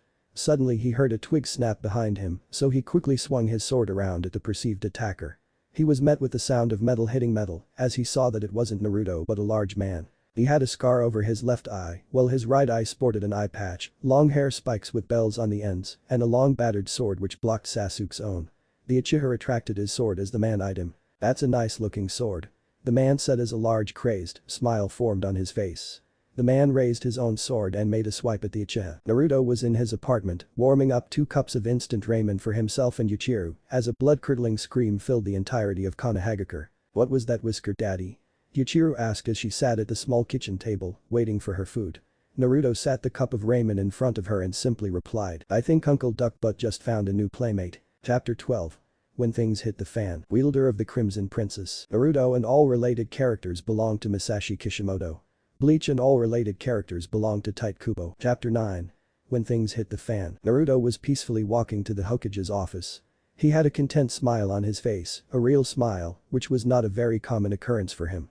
He also felt as if his loneliness and slight bitterness was completely gone, and if the Zanpakuto wielder had to identify what brought this on, he could sum it up in one word. Ichiru, would you stop yanking my hat down over my eyes? Naruto said as his pink-haired daughter laughed. But it's funny. Yuichiro said, as her father adjusted his hat. The blonde swordsman then looked at the bright smile on his daughter's face and gave a satisfied sigh. Yuichiro had been his daughter now for over 3 months and he couldn't picture his life without her. She had brought a brilliant light to his life and it made him love her even more than she would ever know. In all honesty, Naruto had little to no idea on how to raise a child, but so far just going with the flow seemed to be a smart move. What does the old man want? The little pink cat asked. No, but it's gotta important if he wanted me personally. Naruto said as they entered the Hokage tower. They headed up to Sarutobi's office and, per usual, were met with a kindly smile from the old Kage. Ah, glad you could get here so quickly, Naruto. The Hokage said as he continued to fill out his accursed paperwork. Naruto then took notice of a red-haired woman in a seat opposite Sarutobi. So you're Naruto? The woman asked as she got up, standing evenly with the boy. Yep. He's my Whisker Daddy. Yuichiro sounded off from Naruto's shoulder, smiling widely. The woman then began to glare at Naruto as she said, aren't you a little young to have a child? Naruto gave his own glare, not at all caring for the woman's assumption. She's my adopted daughter. The blonde said in an edgy tone. The woman's glare disappeared and said, oh, sorry. I guess I kinda jumped to conclusions, huh? Naruto softened his gaze, though there was still a slight glare. The woman sounded like she was talking against Yuichiro, and that was something Naruto would not stand for. Disregarding the woman, the blonde turned his attention towards Sarutobi and said, so what did you want, old man? Sarutobi looked up from his paperwork and said, ah, yes. I called you here because this woman has something she wants to tell you. Naruto turned back to the woman and said, well, go ahead. The woman said nothing, looking at the floor as if looking for words. Sensing her unease, Naruto said, when I have something I need to tell someone, I just blurt it out. The woman nodded and shouted, I'm Kushina Uzumaki and I'm your mother. Naruto stuck his pinky in his ear, making sure his eardrum wasn't busted, before saying, I'm sorry but could you repeat that? Kushina took a deep breath and said in a soft tone, I'm your mother. Naruto slowly nodded. There was an uncomfortable silence in the room. Well, at least for a total of 5 seconds before Yuichiro all but shouted, hi granny. Kushina, well she would have pounded anyone easel for calling her that, smiled at her granddaughter. Hi, what's your name? The red-haired woman asked. Her name is Yuichiro. Naruto answered for Yuichiro, in a cold yet civil manner. The blonde then turned to Sarutobi and said, if you don't need me for a mission, then I'll be going. The old cage didn't say anything as Naruto quickly left his office, leaving a very hurt Kushina. Naruto made his way to his team's usual training ground, eager to put what had happened in the Hokage's office out of his mind. He came up on Yoruichi sparring with both Soifin and Uryu at the same time, but they stopped when they saw Naruto come up. So what did the Hokage want? Soifin asked. Naruto was about to say that he just wanted to talk to him, but Yuichiro shot that plan to hell when she blurted out. Old man wanted Whisker Daddy to meet his mommy. Naruto face-palmed, really wishing that he had told her not to say anything to them. I thought your mother was dead. Uryu said as he adjusted his glasses. Join the club. Naruto said as he plucked Yuichiro from his shoulder and drew Benihim. Alright, let's get started. The blonde said, ready to begin training, as his team each gave each other a look. Naruto, are you okay? Yoruichi said as she placed her hand on Naruto's shoulder. Never been better, why? Naruto said, giving a false smile. Yoruichi could tell that he was greatly bothered by meeting his mother, but she didn't want to pry.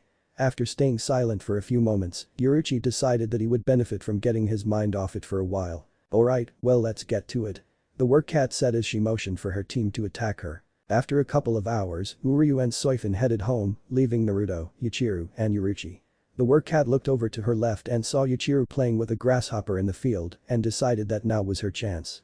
She walked up to Naruto, who was lounging with his hat over his face. Naruto, can we talk? The whiskered boy didn't move, but responded, what about? Yoruichi sighed and stayed silent for a few moments, looking for the right words. I lost both of my parents when I was 7 years old. The dark-skinned woman started. Naruto sat silent, not moving a muscle as she continued. That first year was a blur, but I remember that I never felt more alone. Yoruichi gave a sad sigh as she saw Naruto still not moving, and continued. I would have gone crazy, and if it wasn't for Shiro I would have. At this point Naruto got up, dusting himself off and said, that's a sad story, and I'm sorry, but do you want to get to the point? Yoruichi looked him square in the eye and said, Naruto, I think you should talk to your mother. And the blonde's immediate reply was, no. Yoruichi gave him a soft look and said, I understand how you feel. Naruto cut her off and snapped out, no, you don't. You understand what it's like to lose parents, I never had anyone. She left a baby all alone, without so much as an explanation. Yoruichi was stunned by Naruto's outburst, but she then said, Naruto, you have a chance I would kill for, and you should at least let her explain. After that you can do whatever you want, just talk to her before she goes away. Naruto looked away, obviously thinking hard about this. Yoruichi grasped his chin and turned his head so she could look into his eyes as she said, if you won't do it for you, then do it for all of us who wish we could.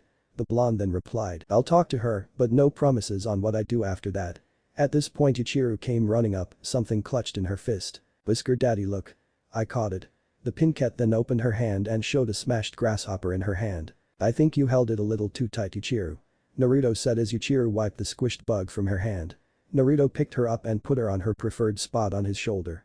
Naruto then began to head to the Hokage Tower, causing his daughter to ask, ain't we going home? Naruto shook his head and said, we're going to talk to Agrani. Chapter 13. Hard Knocks. Wielder of the Crimson Princess. Naruto and all related characters belong to Masashi Kishimoto. Bleach and all related characters belong to Tite Kubo. Chapter 10. Hard Knocks. Naruto had gotten the address Kushina was now living at from Sarutobi's office. Naruto was now a little less friendly with the old man, even referring to him by his title instead of his usual term of endearment. On the way, the blonde dropped Yuichiro off at Soifin's, not wanting her to hear what might end up being an adult argument. Naruto knocked on the door to the apartment, which oddly enough was only a block away from his own apartment. Must have wanted to get close to me. Can't imagine why the blonde Uzumaki thought bitterly as Kushina opened the door. I'm glad you decided to come. The redhead said as Naruto entered. He took a seat in an armchair, putting Benihim on his lap. Kushina sat on the small couch opposite him. They both sat in silence, with Naruto not being the least bit interested in talking first. So, where's Yuichiro? Kushina asked, finally breaking the awkward silence. She's staying at one of my teammates. I didn't think she needed to be here in case things got ugly. Naruto said, his voice even, yet cold. Kushina shifted in her seat, very uncomfortable by the whole situation. So, how long have you been a genin? Kushina asked, trying to coax her son into actually talking. Cut the crap. I came here for answers, not small talk. Would you leave? Naruto said, eager to get it over with. Straight to the point, huh? You get that from me. Kushina absent-mindedly said. I didn't get anything from you. Naruto snapped, making Kushina jump a little. The whiskered boy got up, placing his Zanpakuto on the coffee table, and began to pace around the room. My so-called childhood was a living hell. I had to put up with verbal abuse from the villagers, with the occasional physical, and I no idea why. I played the likable idiot act to try and get friends, and it worked to an extent, but everyone always took their kids away from me, thinking I was a demon. Naruto ranted, causing Kushina to tear up. The whiskered boy then turned to the older woman and shouted, I want to know why I didn't have a mother. I want to know why I had to cry myself to sleep every night. I want to know why I went through all that hell by myself. Kushina couldn't stand it anymore and shouted back, I couldn't stand to look at you. Naruto quickly grabbed Benihim and shouted, Razor, Benihim. And sliced the couch Kushina was sitting on in half, missing her by only a few inches. The red-headed Uzumaki sat stunned as Naruto pointed the tip of his blade at her. You better have a damn good reason for saying that to my face. The blonde Uzumaki said, his voice low yet shaking with rage. Your father was Minato Namikaze. This completely threw Naruto for a loop and he lowered his blade. We were in love, well more like soulmates. I loved that man more than life itself. When I became pregnant with you, Minato decided to propose but wanted to wait until you were born before getting married. Kushina said as Naruto had sat back down but with his hands still on Benihim's hilt. I was the former holder of the Kyuubi and when I went into labor with you a masked man attacked and let the fox loose. Your father had no choice and had to give his life to seal it inside you since my body couldn't take it being resealed into me. Kushina then gave a heavy grief-filled sigh as she continued. When I saw you, all I could see was Minato's face and that damned fox. I wanted to stay, I really did, but I just couldn't bear to look at you. It's taken me all these years to get over it, but looks like I did it a little too late. Naruto just sat, not saying a word with an unreadable expression on his face. I'm not asking you to forgive me, I know I don't deserve it and I know you must hate me, but I'd at least like to get to know you and maybe be your friend. The redhead said, tears in her eyes. Naruto got up, tucked his zanpakuto in the sash on his waist and headed for the door. Before he reached the door however, he stopped. I don't hate you, but I'll never be able to forgive you. I'm willing to give you the chance to be in my life, but not as a mother, that ship sailed a long time ago. The whiskered swordsman said, his back to his mother. You want to try and be my friend? I'm fine with that, but you're going to have to work for it and I mean work hard. The second you give me a reason to doubt you or mistrust you, there won't be a second chance. Right now though? Stay away from me, I'll come to you when I'm ready to talk again. Naruto said as he then took his leave. When he stepped outside, he saw Yoruichi leaning on the staircase up to the apartment. How'd it go? Yoruichi asked, concern evident in her voice. Naruto sighed and said, I didn't forgive her for leaving, but I'm willing to let her be my friend. Right now though, I just need some time to think about this. Yoruichi pulled him into a hug, something that took the blonde by surprise, as she said, if you ever need to talk, I'm here. Naruto slowly returned the hug and said, thanks Yoruichi. They parted and Naruto looked at the ground in silence. He didn't really want to be alone right now, so he said, wanna go with me to pick up Yuichiro and maybe get some ramen? The work cat looked at him with a look of confusion, but got that it was his way of asking for some company. Sure. The dark-skinned beauty said as they headed off to pick Yuichiro up. I want chocolate ramen. Yuichiro yelled as she looked at the pictures on the menu. They don't make chocolate ramen Yuichiro. Naruto said calmly as he ordered his usual 8 bowls of miso and beef ramen and 1 bowl of chicken ramen for the pinket. Yoruichi ordered the same amount as Naruto, but in shrimp and fish. They both ate their food very quickly and both were ready for another order. Pretty soon it seemed to passers-by that the two were in an eating contest and needless to say there were bets made. However, both Naruto and Yoruichi were completely oblivious to this fact. When they were done, those who had made their bets were disappointed to find they both had eaten 28 bowls even. As they both walked out of the restaurant, they were met with simultaneous shouts of, "You cost me a fortune." The gamblers left in a bad mood at not gaining anything. Both ninja looked at each other in confusion as Yuichiro asked, "What was that about Whisker Daddy?" Naruto put Yuichiro on his shoulder and said, "No idea." Chapter 14. Omik Chapter 4. Wielder of the Crimson Princess. Naruto and all related characters belong to Masashi Kishimoto. Bleach and all related characters belong to Tite Kubo. Omik Chapter 4. I'm telling you, Sasuke is just getting downright insane with trying to fight me. Everyone's favorite whiskered Zanpakuto wielder said as he, Soifin, and Uryu waited for their orders of ramen. Well, you did get him arrested for attempted rape. Soifin said, suppressing a laugh. Hey, I vouched for him didn't I? Besides, Naruto tried to continue but was cut off by Uryu who said, and you did get him beat up by every kunoichi we know. Naruto caught the glare from Soifin, a warning not to do that again. Fair enough, but Naruto tried again but was again cut off, this time by his female teammate who said, and I think that Zaraki guy is still looking for him. Naruto then said, that was well deserved. He threatened Yuichiro. This shut up both of his teammates. Soifin then noticed the lack of the little girl and asked, where is Yuichiro? The blonde simply replied, Yoruichi wanted to watch her today. Said that girls need a woman's presence every now and again, or something. Heading back to the topic at hand, if you would just fight Sasuke once, I'm sure he would leave you alone. Uryu said as his food was placed in front of him. Naruto half-heartedly poked at his ramen as he thought. You know what? I guess it couldn't hurt. Hell, I'll even let him win if it means that he'll back off. Naruto said as he began to down his ramen. After he finished eating, Naruto began to seek out his unwanted rival to put an end to this once and for all. He found Sasuke at the training grounds with his team, Sakura Haruno, his sensei Kakashi, and some guy that looked pretty similar to the Uchiha. I think his name's Sai. Naruto thought but decided to focus on his mission. Sasuke. I'm here to fight you. The blonde said, getting right to the point. Sasuke eyed him before saying, what's the catch? Naruto shook his head and said, no catch, no prank, no nothing. Just you and me, right here and now. The Uchiha began to back away, a slightly crazed look in his eyes as he said, no, you're up to something. At this point Kakashi said, I think Naruto's serious. Sasuke jerked his head toward the silver-haired Jonin as his girlfriend Sakura said, I think you should just go ahead and beat him Sasuke, I know you can do it no problem. The Uchiha's right eye began to twitch as he kept backing away and said, you're all in on it. This caused everyone to just stare at him. Sasuke, I promise you that I am not planning anything. Nothing is going to happen, I just want to fight you. Naruto said, a part of himself enjoying seeing the Uchiha crack. Everyone just kept staring at the raven-haired teen like he was nuts, making his eye twitch even more. I'm not crazy, you're all crazy. Especially you Sai. Sasuke yelled, pointing his finger wildly at everyone. I just want to fight. The blonde said, not even wanting to fight now as he was just enjoying the show. Well too bad. No one's going to fight me ever again. Sasuke yelled as he ran into the forest, laughing like a madman. Well can't say I didn't try. Naruto said as he took his leave, leaving a very confused Team Kakashi. Sasuke made it to the middle of the forest before he stopped running. That idiot wanting to fight me. I showed him. The Uchiha boasted. After calming down and thinking for a few moments, Sasuke yelled, damn it. Chapter 15. Calm before the storm. Wielder of the Crimson Princess. Naruto and all related characters belong to Masashi Kishimoto. Bleach and all related characters belong to Tite Kubo. Chapter 11. Calm before the storm. It was an average night in the Uzumaki household. The moon was high in the sky as Naruto and Yuichiro slept.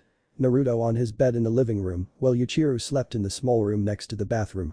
Naruto would have to find another apartment when Yuichiro got older, but for now the small size of the room didn't bother her, she even thought it was cozy. It was so quiet in the apartment that you could hear a pin drop. Daddy? Yuichiro suddenly shrieked from her room. Naruto quickly woke up, tumbling out of his bed, and quickly ran toward his daughter's room. He yanked the door open, turned on the light, and pulled her into a tight embrace as she began to sob. He pulled away and looked her over, making sure she wasn't hurt. Naruto saw the look of fear in her watery eyes and knew what had happened. Bad dream? Naruto asked as the little pink cat nodded. Naruto got off his knees and sat down on Yuichiro's bed and pulled her into a hug. I was scared daddy, I was lost and you weren't there. Then I saw you, but this bad man grabbed you and took you away. Yuichiro sobbed as Naruto rubbed circles on her small back, trying to calm her. I'll always be there for you Yuichiro. I might have to leave you alone sometimes, but I promise that I'll always come back. Naruto said as she slowly stopped crying. The young father then realized that this was the first time that Yuichiro had called him daddy without having Whisker come before it. A smile of pure happiness graced his face. Can I sleep with you tonight? The little girl asked.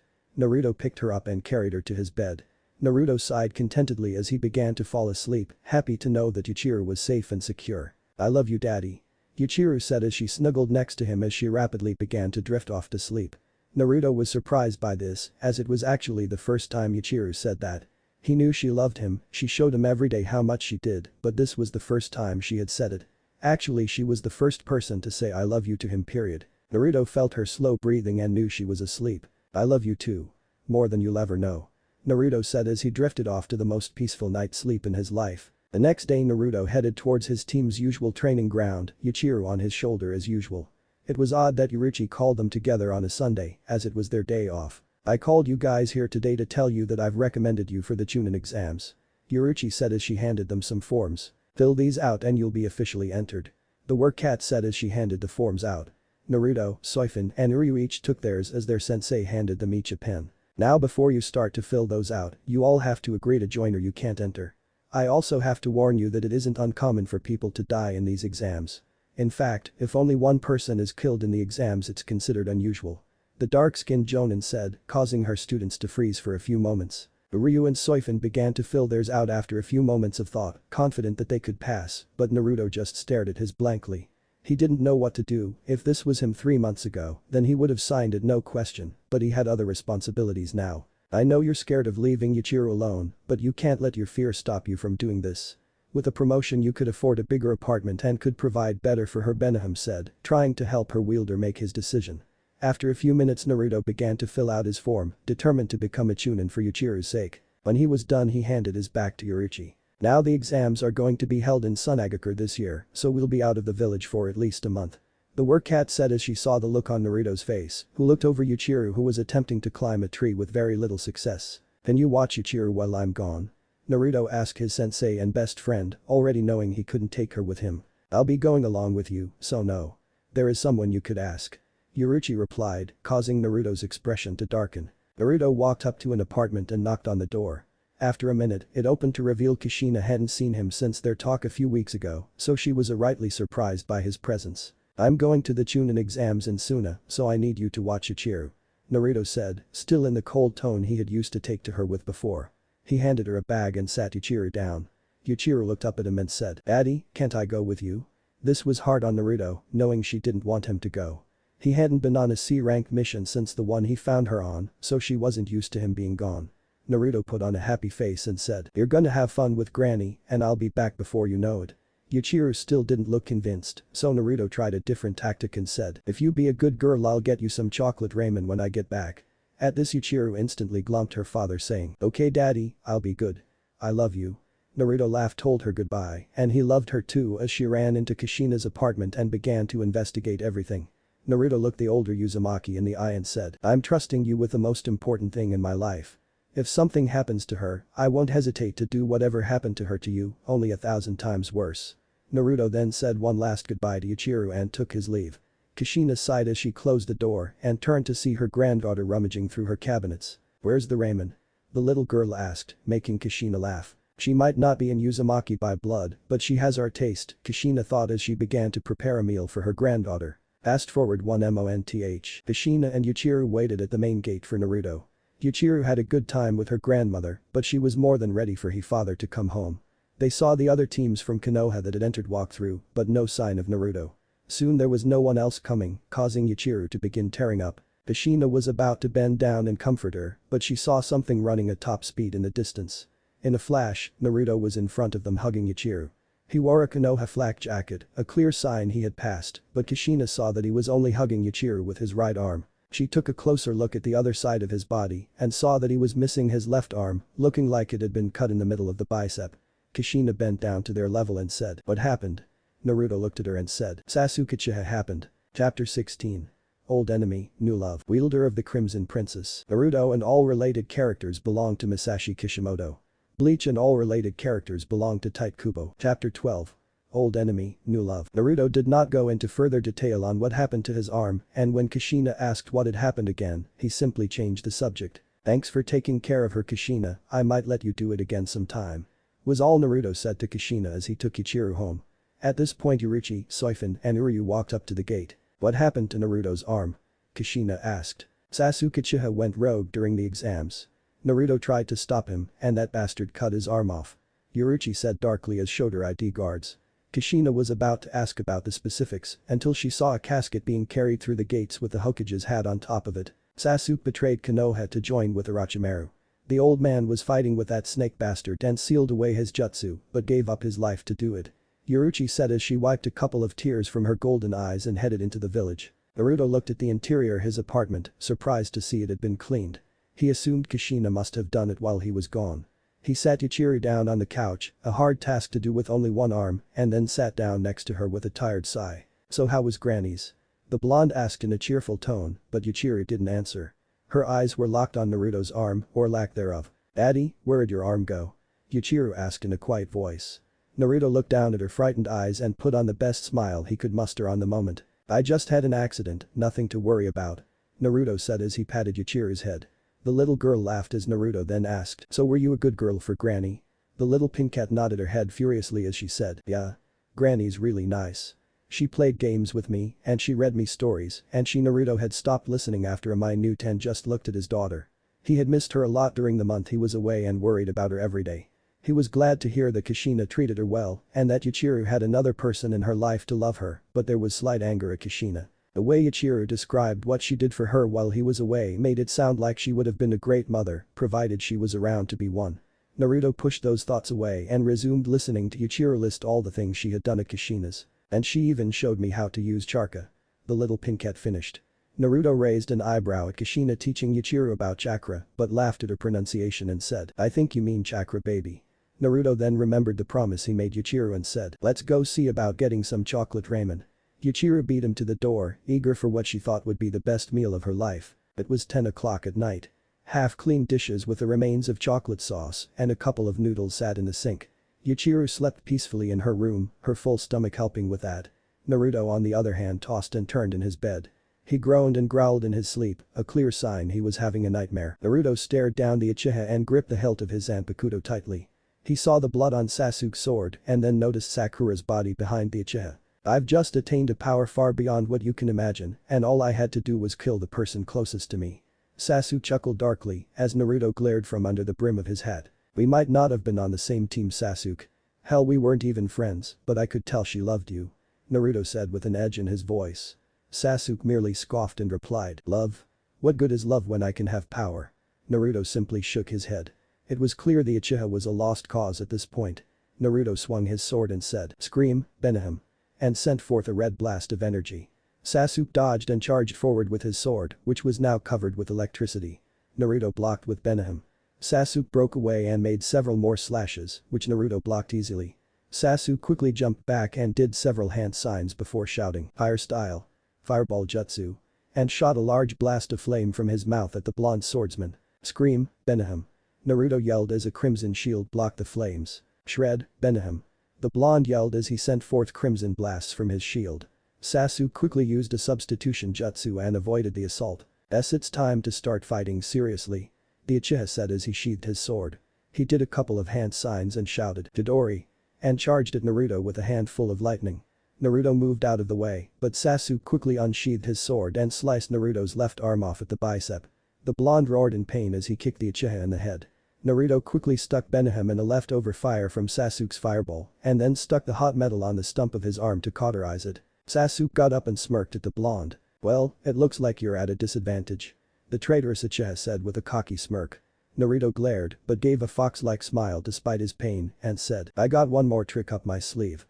Naruto then twirled his sword with his hand, then suddenly stopped and shouted, "Bankai," and an explosion of chakra erupted. Sasuke wondered what that was supposed to do as he tried to find Naruto inside the dust cloud. Suddenly a red streak shot out and grabbed the Uchiha. Whatever had grabbed him was extremely hot and burned his skin badly. He screamed in agony but was then slammed into the ground. He looked up to see 9 blood-red foxtails that were covered with flaming red chakra. He traced the source of them to the hilt of Naruto's sword. He then saw Naruto himself, his eyes blood-red and slitted and his whisker marks were larger than before. "Ready to die, Sasuke?" Naruto said, showing that he also now possessed fangs. Naruto sent forth one of the tails and smacked Sasuke across the left side of his face, giving him third-degree burns and severely damaging his left eye. However, before Naruto could do anything further, he was stabbed in the back by an unknown assailant. "I can't have you kill Sasuke before I'm ready for him," Naruto heard someone whisper as he then passed out. Naruto shot up from his bed in a sweat, breathing heavily. Seeing that he was home, he calmed down. He unconsciously felt the stump on his arm. He looked at the clock and saw that it was 5 o'clock in the morning. He sighed and got out of bed to prepare for the Hokage's funeral, which was in 3 hours. He would have gone back to sleep, but he knew he'd have the same nightmare again. Before he did anything else, he looked in on Yuichiro, seeing her small form asleep. He then saw the small sword Yuichiro had used in his defense against Shiro Kurosaki on the wall on the opposite side of her bed. He knew it had to be his Zanpakuto, even though it seemed that she hadn't made a connection to it yet. "I hope you never have to go through this, Yuichiro.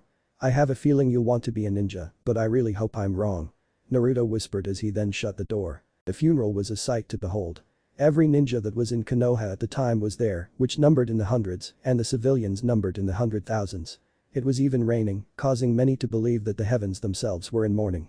Eulogies were given, flowers placed next to a picture of the third, and tears were shed. Soon the only people left were Naruto, Yuichiro, and Orochi. The work cat walked up to him and said, "I'm sorry, Naruto, I knew you two were really close." Naruto nodded and said, "Yeah. The man was like a grandfather to me for most of my life. I didn't trust him like I did when I found out he was keeping my mother being alive a secret, but now I understand he was just trying not to hurt me with the truth. Bing stayed quiet for a few minutes, not even Yuichiro said anything as she was too sad at the old man's passing. I know this might not be the right time, but I was wondering if you wanted to go get some ramen with me sometime. Alone. Naruto just looked at her curiously for a moment before a ghost of a smile formed on his face. I'd like that. What if Neglected Naruto is kisuke urahara chunin exams? Thanks for watching my video till the end. If you enjoy this content, then do consider subscribing to my channel and leave a like if you guys need the next part, comment down, and thanks for watching the video and see you guys in the next video.